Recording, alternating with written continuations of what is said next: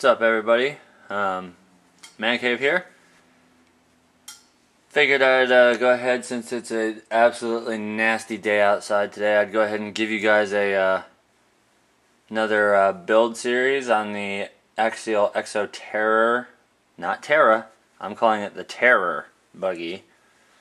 I've gone ahead and went through, and so far we've got a rolling chassis, which when you put tractive effort to all four wheels,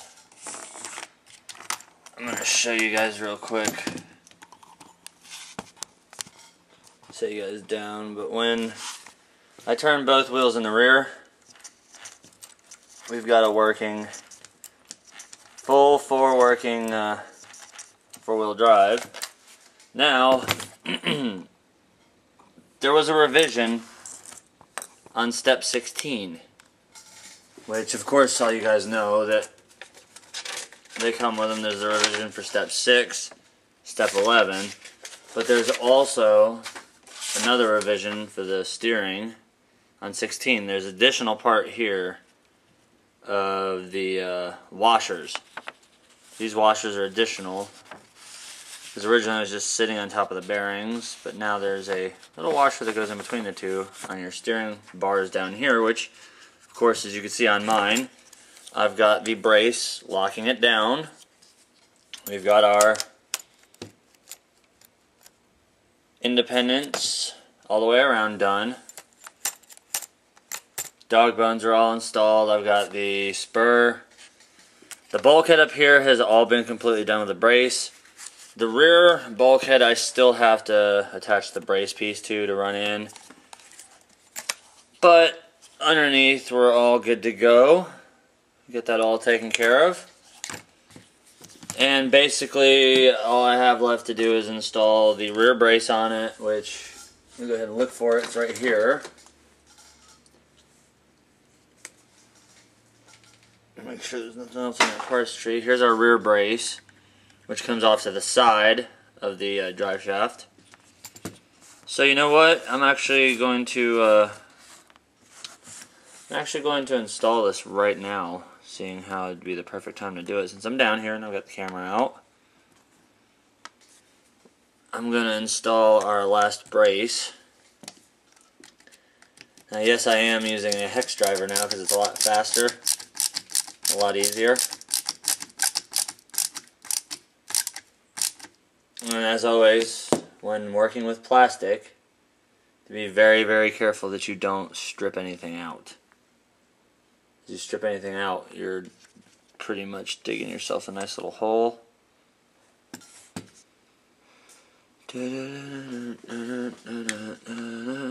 Let's see, what are we doing next? Line up these 4 holes here. And as always, like I've always said, when I tighten something down that requires multiples, I always go one corner and one corner, get the basics down. Don't ever over tighten unless you want to strip out your brace, and then you're really screwed.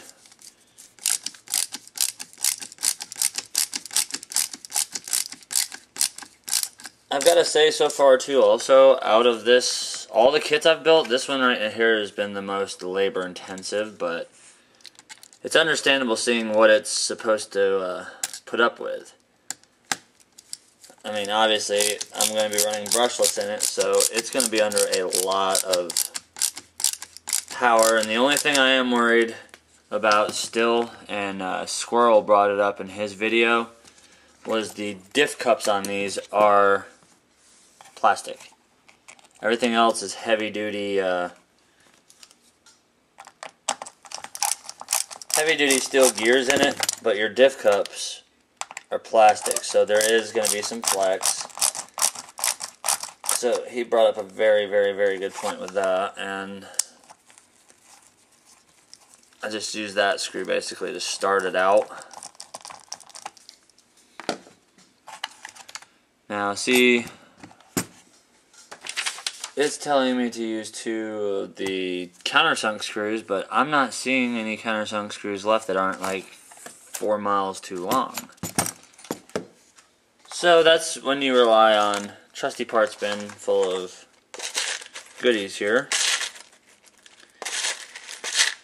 I'll just dig through till I find some tapered heads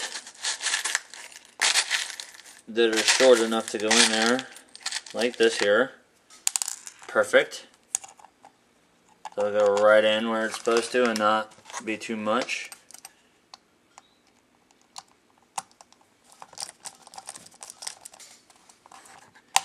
So I get it relined up here and non-reversed. There we go, look at that.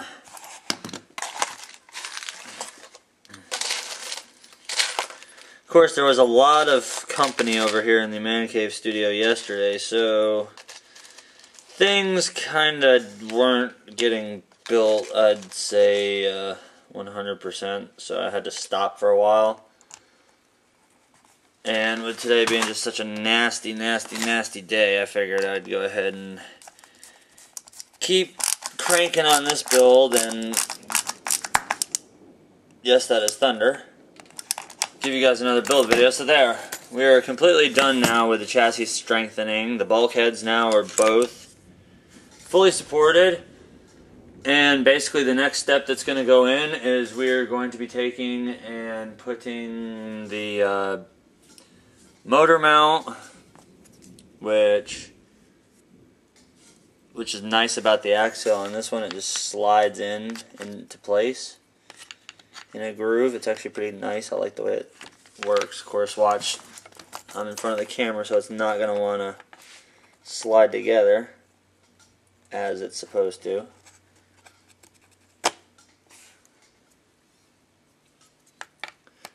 Things never go the way they're supposed to when you're filming. That motor mount's supposed to slide in there like that. And then you have your adjustability. Oh, good lord, that thing is in there.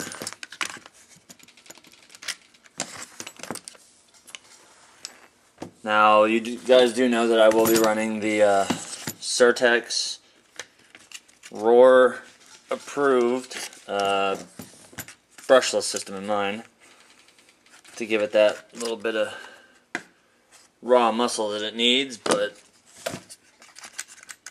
we've got a completed rolling chassis.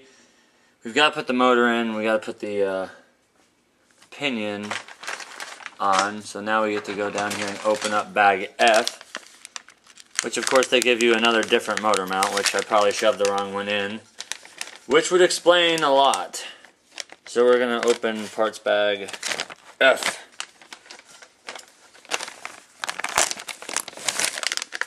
Open parts bag F. I've got to get that. Oh yeah, there's an aluminum motor mount. So it doesn't matter what I do to this one that's in here now, as long as I get it out. Just need to get the damn thing out now.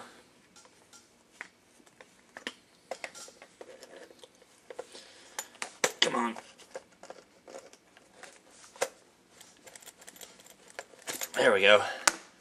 Plastic mount is out. Now this piece, oh yeah, there we go. That piece just works its way right in. There's the stopper on that one. Oh yeah, that actually works a lot better. That slides in and out and in and out. So, there you guys go. There's build video number 3. Completed rolling chassis. I'm really tempted right now to put the tires on it and let it sit with the tires, so from working the rest of the way out, you guys have the tires on it to look at it. Because the next step basically is, as I said, going to be mounting the motor, so we're going to go ahead and pull that out too while we're at it, just so we can. Because remember, like Squirrel said, that once you have your motor and everything in there, you're kind of stuck to it. You're bound to it because it's not really easy to get access to your engine. So just be careful when mounting up your motor and your pinion and spur. But like I said, we're going to be using the Ultra version 2 17.5 turn race motor. and we are going to be running it in censored mode, so the ESC will be fairly close to that. But there you go, guys. Drug a video out probably way too much longer than it should have been.